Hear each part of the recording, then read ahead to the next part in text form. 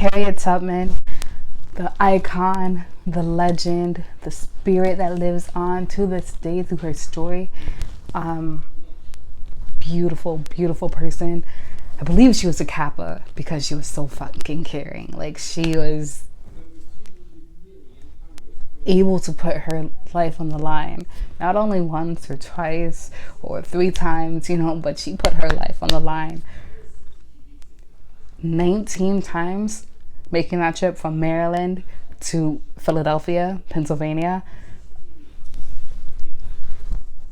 The dedication, the grit, the passion she must have had to be able to do that for the cause that she believed in, sending people to freedom.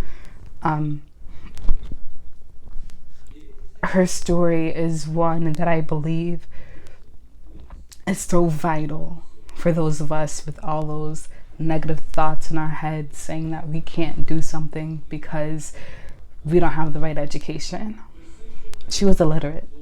Harriet Tubman could not read or write. So love is extremely important. I believe that's why we're all here. She had people that she loved enough to say, yeah, I got to freedom, but I'm also going to go back and get my family. That was all that was on her mind at the beginning for Harriet Tubman. So family is really important.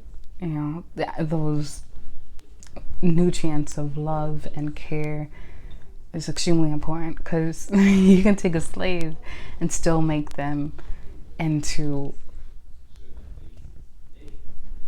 a hero. She was a heroine. Her story is so impressive. And she has this quote. She's like, I have rescued over 1,000 slaves, and I could have rescued 1,000 more if they only knew they were slaves. If they only knew they were slaves. That goes on to this day. Today, how many people can you say are slaves in their mind? Mental slavery. Like, during the Civil War, she not only worked as a nurse, but as a laundress, as a cook, and as a spy. And she got paid for that work, that Jane of all trades work, 30 years after. She was buried with full military honors, but she didn't get paid for the work that she did during the war until 30 years later. That goes to her being black, that goes to her being a woman, or that just goes to stupidity on whoever was in charge of the payroll. But that says something. So during the time that she did not get to actually get paid, that she did not actually get to receive a payment, she made a little place about her life. She raised money by actually putting on shows for rich white people, aristocrats, people who were sympathetic to the cause, about her life. She was a one-woman play, and that's how she raised her funds. So use your story. Like, again, that just goes to use your story. It's amazing how far you'll get. Use what you got to your advantage. Use it. Sarah H. Bradford wrote 2 biographies about her to help her create a living for herself during the time that she was not getting paid for her Civil War efforts. They won the war with help from Harriet Tubman, but she still didn't get paid for it. So that would be enough to make anyone salty. Like, I'm a little bit salty about that, and I'm not Harriet Tubman. But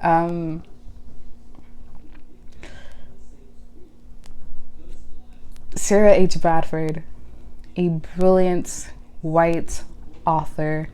She wrote 2 biographies about Harriet Tubman. She also wrote a memoir about Sojourner Truth. So she was very sympathetic to the cause. But they definitely pull at the heartstrings. If you read them, they definitely would make anyone more sympathetic to the idea of slavery being immoral and unconstitutional, all men created free and all that. So Harriet Tubman was also able to make a living for herself through her stories by Sarah Bradford as well. Use what you got. Use what you got to get to where you need to be, because you have actually a lot. God, I believe, put little pockets of gold deposits, gold reservoirs into every single human being. Every single human being is valuable beyond belief. And use those, dig into those reservoirs of gold that you have within you. Earth. Use that earth element within you. Use that prithvi and go out and get what you want. So Harriet Tubman, one of the most heartbreaking things that I believe any woman would have to go through is finding a good life for yourself, finding yourself free from bondage, finding yourself in a state of freedom, going back to get your husband and he's already married with kids to someone else. That is enough to make any woman go, I think, a little bit ballistic. But I feel like Harriet Tubman, how smart she was and how determined she was and how passionate she was and how life-giving she was, she knew that she should not have him as her first thought after she reaches freedom, to go back and try and make a life with him. I believe she knew that. But the beautiful thing about a story, even one as powerful as Harriet Tubman's, kind of like interesting. Did she really have him as her thought after he said no to going with her to Philadelphia? I don't think so. I now that I think about it a little bit, no. I don't think Harriet Tubman was that kind to say, I'm going to go back for my husband first. I believe that she went for her mother first. She wanted to get her mother out of the bondages of slavery.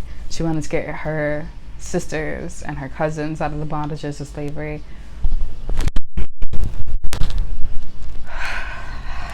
That is what's so beautiful about Harriet Tubman. She's a true Kapha. Like a true Kapha, because she literally put her life on the line each and every time.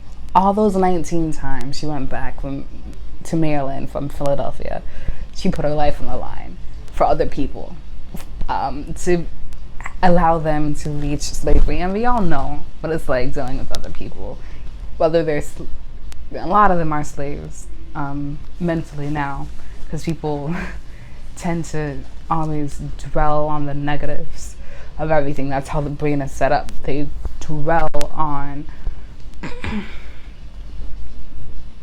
negativity. They soak it up like a sponge. And your brain is set up to not allow you to reach happiness. If you allow it to continue to be that driving force in your life. If you allow your brain to be your compass instead of your servant, you're going to never be able to reach happiness. So we all know what it's like dealing with people who are in their own worlds, dwelling on their own negatives, dwelling on their own. So much suffering in the world, so much suffering. So she put her life on the line each and every time for other people, which I think is extremely sweet and everything that a Kapha would be. Everything that a Kapha would be. She had epilepsy. So not only did she do this, but she was suffering from epileptic seizures. So on those long, on foot, like there were no cars going from safe house to safe house. There was no, oh my God, on foot. And she had epilepsy.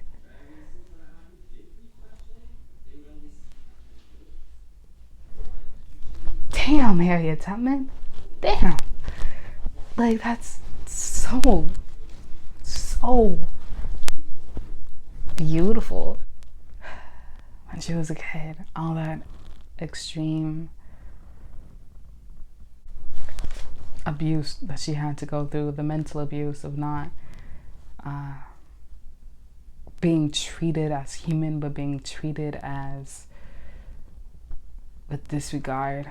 I wouldn't even treat an animal that way, that slaves are treated with just disregard, with no empathy, with just cold, just treated so cold. And then the physical abuse. She went to a store one day and a shopkeeper was throwing a 2-pound weight at one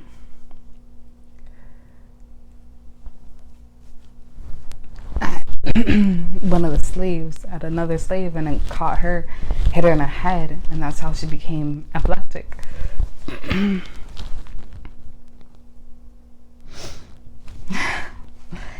But after the war, at the end, towards the end of her life, she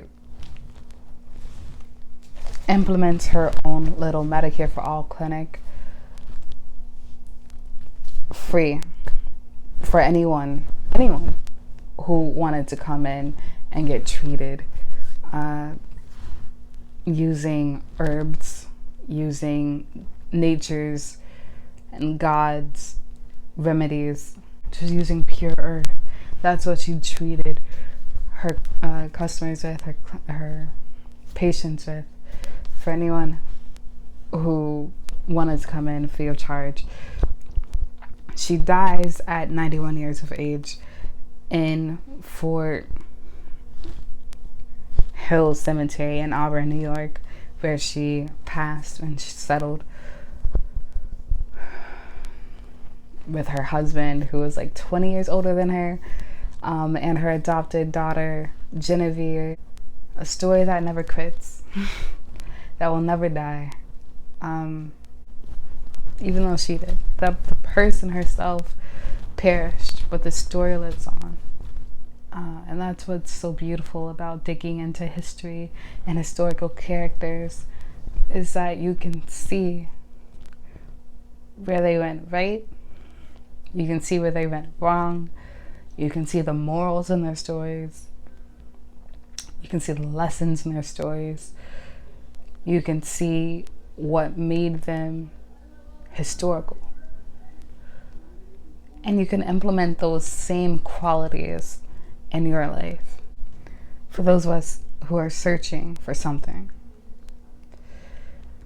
you look through history and it gives you nudges, it gives you little pockets of gold. And that's where real gold is. Once you're able to truly emancipate your mind, like other shit around you, it's nothing. It can't touch you anymore. Oh, that's Harriet Tubman. She freed herself. She freed so many others. And her story is one that you can truly take with you and learn from. Dig in. Namaste. Thank you.